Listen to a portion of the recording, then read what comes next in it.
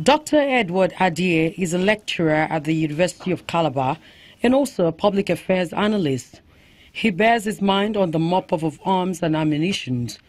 Dr. Adie faults the government after government for not paying rapt attention to the porous land and sea borders in the country.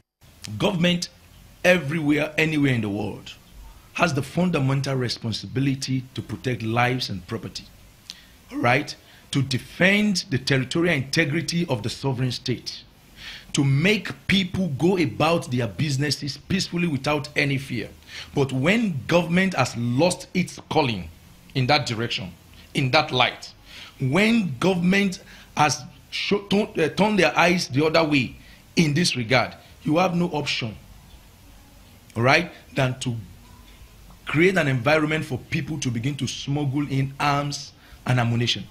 And of course, we have borders.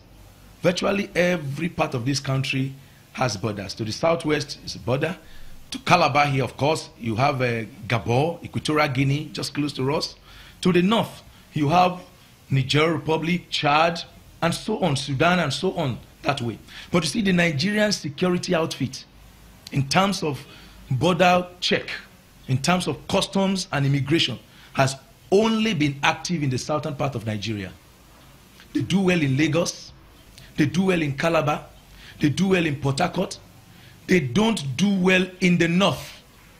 I want to assure you that at least the borders in the south of this country, to some good extent of about maybe 60–70%, they are well manned. But I want to assure you it is close to nothing in the north. He's worried that a number of security agents are compromising and trading the security of the citizens for a morsel of bread.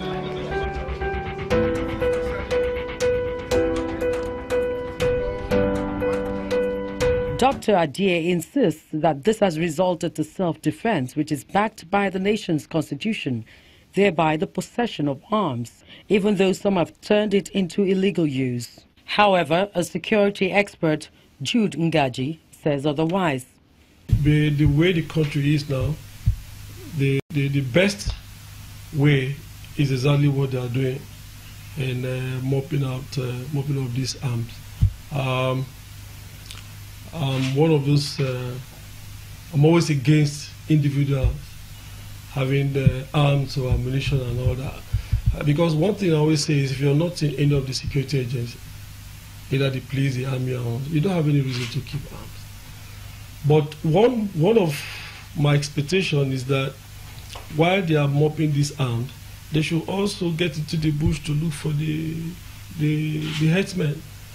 Because nobody's asking the question where they got this answer. And the situation is terrible, you know, where people just buy arms as if you're buying food stuff. I mean, it's crazy because arms, behind those arms, it can drive you to go into all sorts of things. If you're keeping, say, a gun and you're not in the police or why are you keeping it?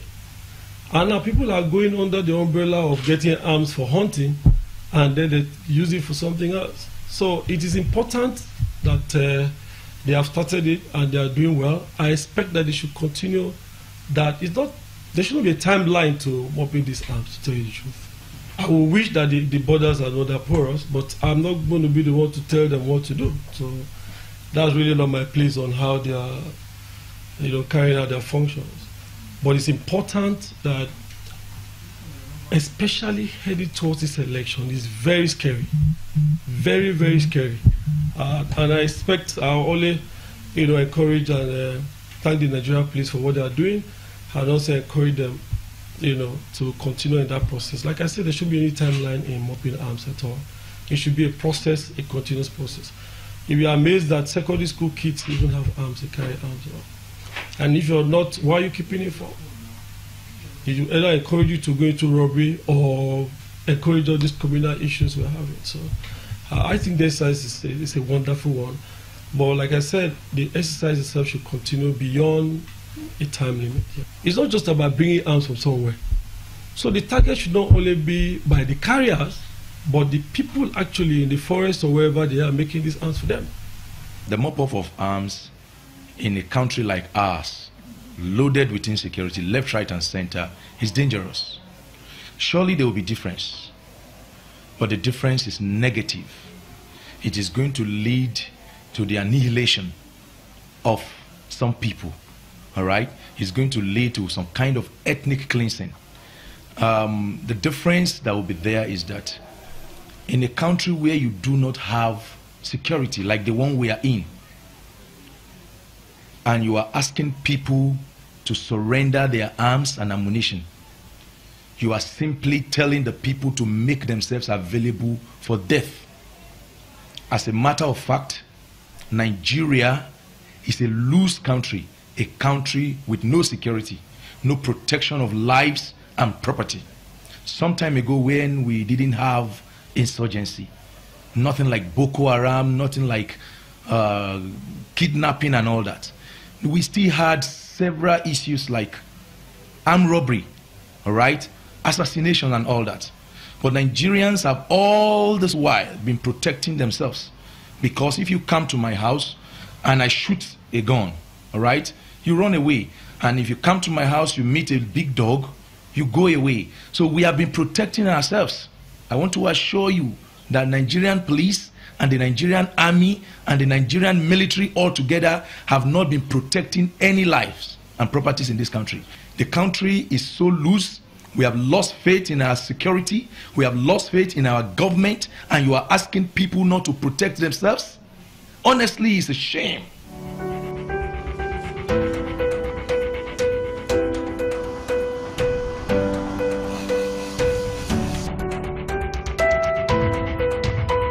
Mr. Ngaji maintains that most of the arms displayed are properties of the Nigerian police.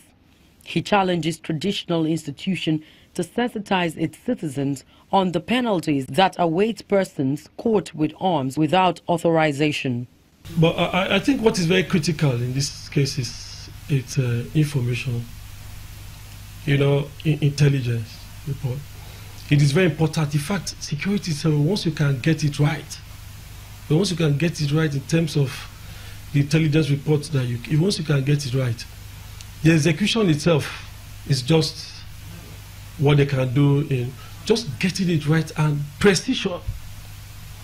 So again, they should encourage that, and then again, government should make a deliberate attempt to move into the communities to begin to talk to people. Because the fear is you find a secondary school child with maybe a pistol, locally made or foreign, and then engages in drugs and all that. The next after that is to go into robbery. So I think intelligence report is one, and then also the traditional rulers should be involved. Seriously, the traditional institution must be encouraged very seriously to curb these issues, this menace that is all over the country now. The good thing about traditional rulers meeting is that the government will make be proactive than being reactive. In that case, if you have challenges like in these communities, well, once you inform the government and the security agencies, they begin to put measures in place to ensure that it doesn't escalate. But where you're silent about all of these things and then it escalates, that's how it happens. Once it starts from one community, it jumps to the other, that's what is going on, especially this farming season. Look, the government of this country should not shy away from the fact that Nigeria is deep into terrorism. Nigeria is a terrorist country. Nigeria is a country where all eyes should begin to look into, because they are terrorist formations.